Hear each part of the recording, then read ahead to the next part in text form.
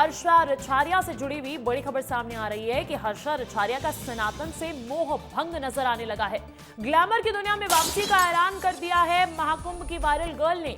और हर्षा ने कहा कि मैं सीता नहीं हूं जो इतनी परीक्षा दूं। हर्षा ने यह भी कहा कि अपना धर्म अपने पास रखे, धर्म पर चलकर केवल उधारी मिली। एक्टर और मॉडल से साध्वी बनी थी रछारिया और बीते 1 साल से हमने सुना है किस तरीके से सनातन को लेकर मुखर नजर आई है, लेकिन अब वो यू टर्न लेती हुई नजर आ रही हैं। हर्षा रछारिया का सनातन से मोह भंग नजर आने लगा। इससे पहले उन्होंने वीडियो जारी किया था, अब तो विस्तार ने उससे बातचीत भी की है। ग्लैमर की दुनिया में वापसी का ऐलान किया। इससे पहले जो एंकरिंग की नौकरी करती थी उसमें वापसी की बात करती हुई हर्षा रछारिया नजर आ रही हैं।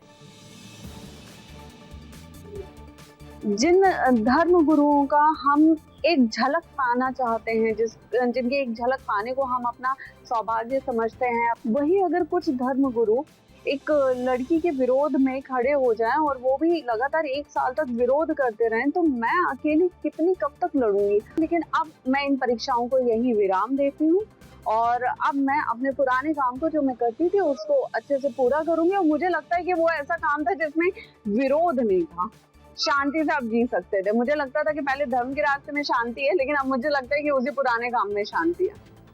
अब देखिए, हर्षा के ऐलान के बाद विस्तार न्यूज ने उनसे खास बातचीत की और जाना कि आखिर हर्षा ने धर्म की राह छोड़ने का ऐलान क्यों किया। साथ ही हर्षा ने क्या कहा है, आप भी सुन लीजिए। हर्षा रछारिया एक ऐसा नाम जिन्होंने एंटरटेनमेंट की दुनिया में तो नाम कमाया ही, लेकिन जब आध्यात्म की दुनिया में आई तो एक अलग तरीके से अपनी पहचान बना ली। लेकिन अब ना जाने ऐसा क्या हुआ है कि हर्षा रछारिया अपनी इस राह को छोड़ रही हैं। जबलपुर पहुंची हैं हर्षा रछारिया। प्रयागराज महाकुंभ में तो हमारी मुलाकात हुई थी और उस दौरान आपने पूरे देश में ही एक अलग माहौल बना लिया था।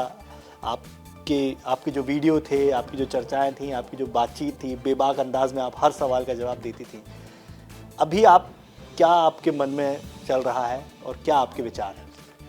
मुझे लगता है कि पहले मीडिया ने जो हमेशा बोला है कि मैं बेबाक तरीके से अपनी बात रखती हूँ, मुझे लगता है अब मैं ज़्यादा बेबाक तरीके से रखूँगी। क्योंकि अभी तक ये था कि अगर कोई अपमान कर रहा है, कोई अनादर कर रहा है, कोई कुछ गलत बोल रहा है तो मैं उनको अवॉइड कर देती थी और मैं शांत बनी रहती थी। लेकिन क्या होता है कि शांति की भी एक सीमा होती है, आपके अपमान को बर्दाश्त करने की भी एक सीमा होती है। तो अब वो सीमा क्रॉस हो गई। अब मुझे लगता है कि अब मुझे, अगर मैं ही मेरे मान सम्मान के लिए नहीं बोलूँगी तो फिर कौन बोलेगा। तो वो चीज़ें हुई है। और हालांकि जो विरोध स्टार्ट हुआ था, शुरू हुआ था महाकुंभ से, वो तब भी उसका सर पैर नहीं था, कोई सेंस नहीं था। आपने सिर्फ एक लड़की को टारगेट कर लिया था, कुछ संतों ने, कुछ धर्म गुरुओं ने।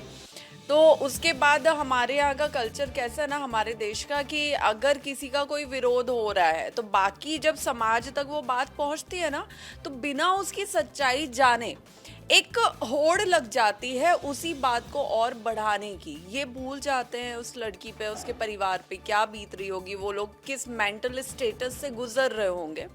बस लोग अपने टीआरपी के लिए, अपने मसाले के लिए कुछ भी बोलने लगते हैं। कुछ ऐसे संत हैं, कुछ ऐसे धर्म गुरु हैं जो बार बार मेरी जीवन में, मेरे कार्य में व्यवधान उत्पन्न कर रहे हैं, मेरी लाइफ में कठिनाइयाँ पैदा कर रहे हैं। तो उससे मुझे दिक्कत हो रही है। और जब मैंने ये देखा कि मैं कुछ भी कर रही हूँ, आपको मुसीबत पैदा करना ही है, तो भाई ठीक है। अगर आपको लगता है एक लड़की से आपको इतना खतरा है, इतनी दिक्कतें हैं, तो फिर मैं छोड़ देती हूँ ना। लेकिन एक चीज़ और जो मैं कल आधी रात से देख रही हूँ सोशल मीडिया पे, कि मुझे पहली चीज़, कुछ लोगों के मैसेजेस, डीएम्स आए हैं सोशल मीडिया पे कि क्या आपने जीसस को जाना है, क्या आपने अल्लाह के बारे में पढ़ा है। देखो, मैं धर्म का प्रचार करना बंद कर रही हूँ, मैं धर्म नहीं बदल रही हूँ कि कोई भी आगे मुझे बहकाएगा और मैं दूसरा कोई धर्म अपना लूँगी। ऐसा कुछ नहीं होने वाला है।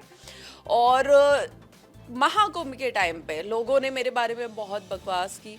इस बार ऐसा कुछ भी हुआ जिससे मेरी रेपुटेशन, मेरी इमेज डाउन हुई, तो मैं सबको कोर्ट में खड़ा करूंगी। इस बार मैं बर्दाश्त किसी को नहीं करूंगी। कुछ की बात करूं तो कुछ मेरे साथ है, लेकिन कोई भी कभी खुल के सामने नहीं आना चाहता है। उनको लगता है कि अगर वो खुल के सामने आएंगे तो विवाद पैदा हो जाएगा, कंट्रोवर्सी हो जाएगी और जो मेरे अगेंस्ट है वो उन पे हावी हो जाएंगे। इस वजह से कोई मेरा साथ नहीं देना चाहता है। दूसरी चीज़ कि मतलब इस चीज में इतनी, अभी जैसे किसी भी कार्यक्रम में, मैंने एमपी में भी देखा, मैंने यूपी में भी ये चीज एक्सपीरियंस की है, किसी भी बड़े कार्यक्रम में मेरा नाम जाता है कि हर्षा रिछारिया को बुलाना है, तो तुरंत मुझे ये सुनने को आता है, एमपी में भी मेरे साथ 4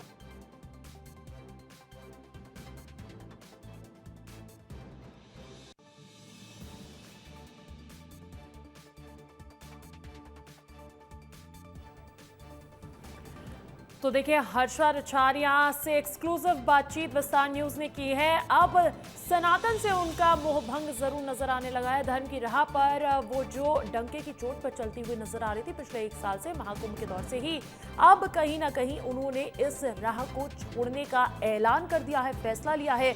उनका ये कहना है कि इसका मुख्य कारण ये है कि उन्हें भारी विरोध का सामना करना पड़ा है। वो अपने आत्मविश्वास से किसी भी तरीके का, कोई भी इस तरीके से जो असंतुष्टि है, जो विरोध है, उसे बर्दाश्त नहीं करेगी। हर्षा रिछारिया का सनातन से मोह भंग हो चुका है और अब इसी के साथ उन्होंने बड़ी खबर ये भी बताई है कि वो ग्लैमर की दुनिया में वापसी करने वाली है। हर्षा कहती है कि मैं मां सीता नहीं हूं जो इतनी परीक्षा दूंगी।